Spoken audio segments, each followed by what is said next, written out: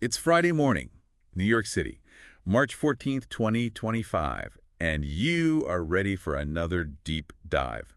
That's right, a deep dive into language, That is correct. into the nuances of English, no less. With a very special guest. Our student, Suenia, Suenia has been diligently taking notes in her English class. English Definitivo TOEFL, TBI training. That's Tests of English as a Foreign Language and Test of Basic English International.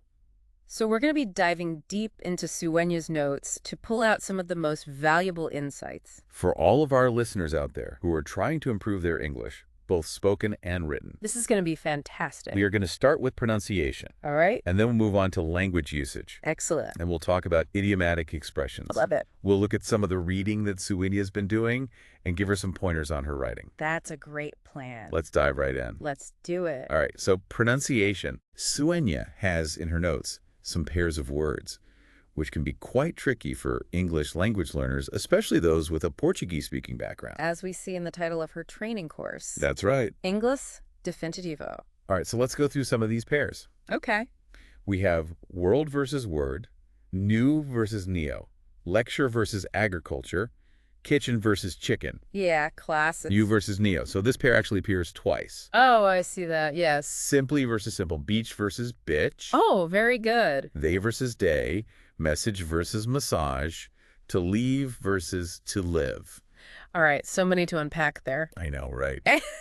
And these are just some of the pairs that can be problematic. Yeah, especially for, as you mentioned, Portuguese speakers. I think it's really interesting to just say the words out loud because sometimes when you see them on paper, they look so similar. Right, the spelling can be deceptive. When you say the word, you realize Those are very different. very different sounds and very different meanings, of course. World and word, it's that vowel sound. Yeah, it's subtle. Yeah, it's subtle, but it's important. And then, lecture and agriculture. Yeah, those are tricky. Yeah. So there are a lot of things going on there that make it hard to distinguish the sounds, and especially for someone Whose native language is so different. That's right. The sound system is different. Okay, now beyond these pairs, there are also individual words which can be difficult to pronounce. Absolutely. Suenia's notes highlight some common errors that she sees. Okay. Double C, like in success, expectation, successful. That double C can be a real challenge. Yeah, how to pronounce that double C. Right. And then the sound of ly, like in radically, early, and frequently. Yes, getting that Lee sound correct. It's so fast. It can be, yeah. It's almost like a little tiny syllable at the end. Okay, and then other words on her list. Humans, example, researcher, earth, European. Ooh, European with that stress on the second syllable. Yes, though, both. And except again. Except makes another appearance. So what do you think makes these words particularly difficult to pronounce? I think it often comes down to how those sounds are represented in the learner's first language. Or not represented. They're not represented at all. Yeah, so it's hard to make a sound that you've never even heard before. Exactly. For example, double C. In English, sometimes it's pronounced as a distinct K sound twice, and sometimes it's softer. Yeah, almost like an S. Yeah, like except... Okay. And then the ly ending, again, it's that Lee sound, but learners might make it much softer or even drop it completely. And the vowel sounds too, like in earth and European. Oh, those vowels. So many subtle distinctions. And then, of course, the TH sound in though and both. So tricky. Right, both the voiced and unvoiced versions. Voiced and unvoiced, yeah. Sometimes it's a D, sometimes it's more like a TH. Yeah, I think it's helpful to be aware of these specific sounds and the ways that they can be mispronounced. Absolutely. Awareness is the first step towards improvement.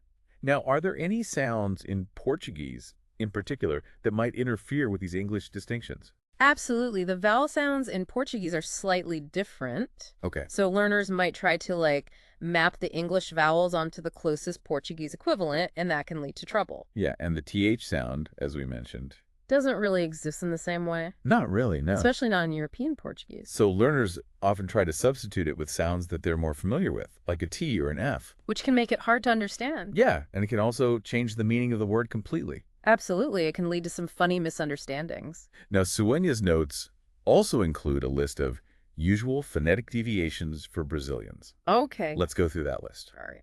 Trite, functioning, contributing, mathematicians, ousted, attempted, decade, merely, separate, math, historians, world, sight, which can sound like sight, neighboring, failure, interfere, and media their conflict, win, Western, 40 and 30. Wow, that's quite a list. So interesting, right? It is. It's like a little window into the challenges that Brazilian learners face. Yeah, and I think just being aware of these tendencies can be really helpful for learners. Absolutely. Because, you can't fix something if you don't know it's broken. That's a great way to put it. Awareness is key. Okay, let's move on to language usage. Right. Suenia has some examples of words that are often confused. Okay, I'm interested to see these. So the first pair is to use versus to waste. Oh, those are good ones. So for example, I need to use this extra key. Okay, so in that case, use means to employ something for a specific purpose. Yeah, and then contrast that with, it's such a waste of electricity to leave the lights on. Right, so there, waste implies using something carelessly, unnecessarily. With a negative connotation. Yeah, like you're losing something valuable. Okay, so it's all about the context. Context is everything. Next up, we have intelligently versus pragmatically. Interesting. Those seem related but distinct. So someone who acts intelligently shows understanding and good judgment. Okay. Like, she intelligently navigated the complex negotiations. Okay, I see. So it implies thoughtfulness. Yeah, whereas someone who acts pragmatically is being practical and realistic. Right, so focused on what's achievable. Right, like, given the tight deadline, we need to take a pragmatic approach. So it's less about brilliance and more about efficiency. Could someone be very intelligent, but very unpragmatic? Oh, definitely. That happens all the time, right? I think so, yeah. You can have these brilliant ideas, but no idea how to actually put them into practice. Yeah, you don't think about the real-world limitations. Exactly. Like maybe a super smart inventor who just can't seem to get anything built. Right. No funding. No funding, no practical skills. All theory, no action. Exactly. Okay, next up we have Rolodex, agenda, and schedule. Okay, so these are all about organization, but in different ways. Yes, so a Rolodex. Now, this might be a new one for some of our younger listeners. That's right, a Rolodex was a rotating card file used to store contact information. Back in the days before we had everything on our phones. I know, right? It was a physical manifestation of your network. Okay, so an agenda is a list of topics or items to be discussed. Usually in a meeting. Like, the meeting agenda includes a review of last quarter's results. Okay, so it sets the structure for a discussion. Yeah, and a schedule is a timetable of planned events. Like, my class schedule is packed on Tuesdays. Okay, so all related to organization, but very distinct meaning. Absolutely. Rolodex for contacts, agenda for meetings, and schedule for time management. And finally, in this section, we have compromise versus arrangement versus deal. Okay, these are all about agreements, right? Yes, but with subtle differences. I'm intrigued by the subtle differences. So a compromise involves both sides giving up something. Okay, a little bit of give and take. Like after lengthy negotiations, the union and the management reach a compromise on wages. So there's some sacrifice involved. Yeah, an arrangement is a less formal agreement. More like a plan. Yeah, like we have an arrangement for you to pick up the keys after 6 p.m. Okay, so just an understanding. And a deal is a general term for an agreement. Often in a business context. Yeah, like they finalized their merger deal yesterday. So the key difference is that a compromise always involves mutual concessions. Whereas an arrangement is just a plan or understanding. Right, and a deal is the finalization of an agreement. Which may or may not have involved a compromise. Exactly, it's the end result of the negotiations. All right, let's move on to idiomatic expressions.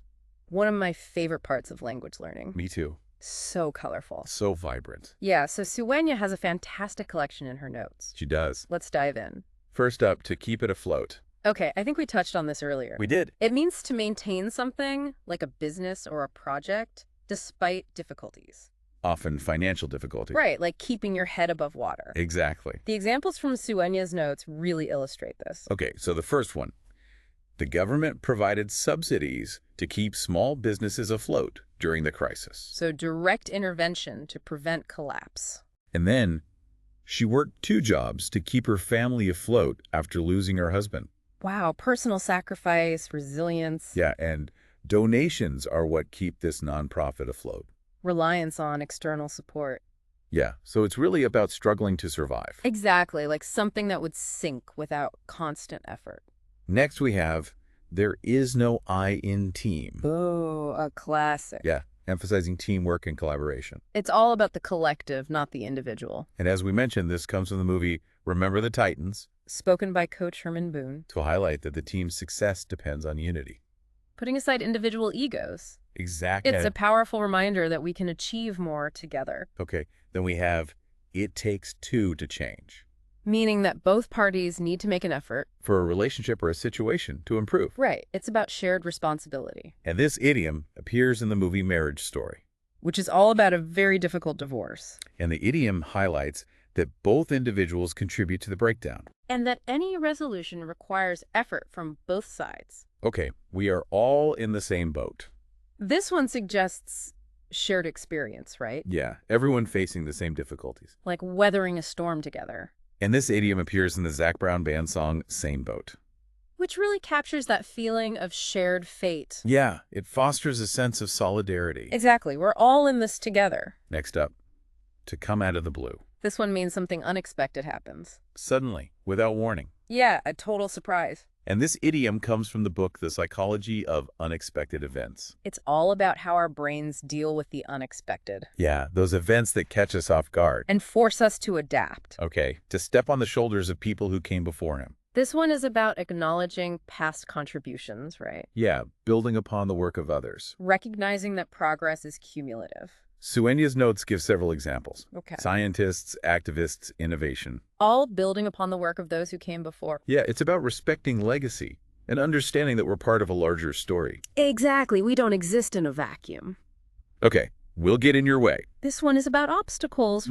Things that hinder your progress. Like roadblocks on the path to success. The example given is, regulations will get in your way if you don't adapt. So it's about the importance of flexibility. Being able to adjust to changing circumstances. Otherwise, you'll get stuck. And finally, a helping hand. This one refers to assistance, support. Yeah, offering aid to someone in need. Like a lifeline in a difficult situation. And the example provided is, during the pandemic, people offered a helping hand to those in need. It's a beautiful image of human compassion. Yeah, and it highlights the importance of community. Especially during challenging times. Okay, let's move on to the reading section of Suenia's notes. All right, I'm curious to see what she's been reading. So she summarized two texts. Okay. The first one is called A Tale of Two Revolutions. Oh, sounds historical. It compares the American and French revolutions. Interesting. Two very different revolutions. In some ways, yeah. But both inspired by Enlightenment ideals. That's right. Both aiming for greater freedom and self-governance. Yet, as Suenia's summary points out, their outcomes were very different. Yeah, so the American Revolution, being across the Atlantic, faced less direct military intervention from European powers. That makes sense. Geographically isolated. Yeah, which allowed the newly formed nation to consolidate its power more effectively. Okay, fewer external threats. Also, the American colonies had developed a stronger sense of shared identity before the revolution. So there was more unity from the outset. Yeah, which helped them to establish a new government more smoothly. Okay, so a more unified front. Now contrast that with the French Revolution, Okay. which was immediately surrounded by hostile monarchies. Right, a very different geopolitical context. Yeah, and the French Revolution also experienced a lot of internal divisions. Which led to the Reign of Terror. That's right, a period of extreme violence and upheaval. So both revolutions aimed for freedom. Yeah. But the different contexts led to very different outcomes. That's right. One more successful in establishing a stable republic. A fascinating comparison. Yeah. It shows how important both external pressures and internal cohesion are. For the success of any revolutionary movement. The second text that Suenia summarized is The Prisoner's Dilemma. Oh, I've heard of this. Isn't it about game theory? It is. It explores why cooperation can be so difficult. Even when it's in everyone's best interest. Right, because rational self-interest can lead to suboptimal outcomes. Okay, so imagine two individuals arrested for a crime. Okay. The police offer each of them a deal. All right, let's hear it. If you confess and implicate the other person, Okay. you go free, but the other person gets a harsh sentence. Oh, wow. A tough choice. If both of them confess, they both get a moderate sentence. Okay. And if neither of them confesses, they both get a light sentence. All right, so there's an incentive to betray the other person. Yeah, but here's the dilemma. Okay. From each individual's perspective, the best course of action is always to confess. Regardless of what the other person does. That's right. Because if the other person stays silent, you go free by confessing. Yeah, and if the other person confesses, you get a better deal by confessing than by staying silent. So it seems like confessing is always the rational choice. But if both individuals confess, They both end up with a worse outcome. then if they had both stayed silent and cooperated. So it's a classic example of how lack of trust can lead to suboptimal outcomes. Yeah, it has implications for all sorts of situations. Negotiations, international relations. Anytime people need to cooperate. Fascinating stuff. Okay, now for the writing section. All right, let's see what Suenia has been working on. So her first draft is about helping a friend organize a lecture. Okay, And the lecture is about food systems. interesting topic. But the original speaker had to cancel at the last minute. Oh no, that's always a challenge. It is. So Suenia had to find a replacement speaker. Yeah, on very short notice. I bet that was stressful. And she was working with a tight deadline. Okay, so how can she develop this draft further? Well, I think she could expand on the timeline of events. Okay, to give us a clearer picture of the situation. Like, when did her friend first reach out? Right, what were those initial steps she took to find a replacement? And what made it so difficult to find someone on short notice? Yeah, was it the topic, the timing? It could be. Was it hard to find someone with the right expertise? Exactly. And I think by providing those details, it would make the writing much more compelling. Absolutely, it would draw the reader in. Instead of just stating the problem, she could really show us the struggle. Show don't tell, a classic writing tip. And what about the logistical side of things? Oh, that's a good point. Even though Suenia was focused on finding a speaker, Right, that was her main task. she could also consider the broader logistics of the lecture. Like the venue, the equipment, how to inform the audience. Yeah, even if she wasn't directly responsible for those things. Just demonstrating an awareness of those aspects would strengthen the writing. And it would show that she's thinking proactively. Exactly. She's not just reacting to the crisis. She's anticipating potential problems. Like, what if attendance was low? Or what if there are technical issues? Right. These are things that could happen. And even thinking about contingency plans. Yeah. What are the backup options? It would show foresight and problem-solving skills. Absolutely. Those are valuable skills to demonstrate. I also think it would be helpful for Suenia to highlight her networking abilities. The fact that she reached out to her contacts to find a speaker? Yeah, because that's a crucial skill in any field. It is, knowing who to ask for help. And she could reflect on the strength of her network How it helped her in this situation. and how she might utilize it in the future. Great point. It's about leveraging those connections. And finally, even though she wasn't responsible for the content of the lecture, Right. I think it would be interesting if she considered how the lecture could be made engaging. Especially with a last-minute speaker change. Yeah, like maybe incorporating interactive elements or a Q&A session. That would show a commitment to the event's success. So by expanding on the timeline, considering logistics, anticipating problems, and highlighting her initiative and networking skills, Suenia can transform this draft into a much stronger piece of writing. it's about taking it to the next level. From a simple report to a more thoughtful exploration. So for you, our listener, we hope you've enjoyed this deep dive into Suenia's English class notes. We've covered so much ground today. From pronunciation to language usage, idioms, reading comprehension, and writing. Hopefully you've picked up some valuable insights. As we wrap up, let's revisit the prisoner's dilemma. Okay. Think about situations in your own life where self-interest might conflict with the greater good. What factors influence your decisions in those moments? It's a question worth pondering, Absolutely. and we encourage you to approach your own learning materials with the same level of curiosity. Look for those connections, those deeper insights. Because consistent engagement is key to unlocking greater understanding. It's a journey, not a destination. Thanks for joining us today We'll catch you next time. for another deep dive. Into the world of language and ideas. Have a wonderful weekend.